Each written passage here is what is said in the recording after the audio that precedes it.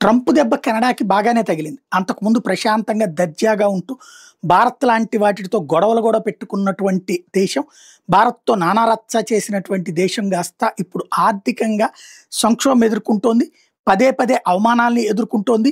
ఏదైతే ట్రంప్‌ని కాదని ట్రంప్‌కి వ్యతిరేకిని అక్కడ తీసుకొచ్చి ప్రధానమంత్రిగా ఎన్నుకున్నారు. ఇప్పటికే అక్కడ ఉద్యోగ ఉపాధి అవకాశాల్లో మార్పు లేదు, ఎదుగుదల లేదు. అదొక వైపున ఆర్థిక సంక్షోభాన్ని తీసుకొస్తుంటే, మరికొన్ని కొత్త రకమైనటువంటి ఇష్యూస్ తెర మీదకొస్తున్నాయి. అందులో ప్రధానమైనటువంటిది ఏంటంటే కెనడాలకు సంబంధించినటువంటిది అప్పుల పాలైపోతున్నారు జనాలు. తీర్చలేని పరిస్థితులకు వస్తున్నటువంటి సిట్యుయేషన్ అవుతుంది.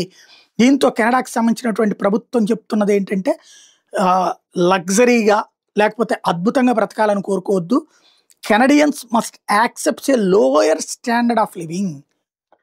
సామాన్య జీవితం గడపడానికి సిద్ధపడండి. ఇది దాదాపుగా 2-3 దశాబ్దాల తర్వాతన వామపక్ష భావజాలం వైపుకి పోయి ఫైనల్‌గా ఈ స్టేజ్‌కి వచ్చిందనమాట.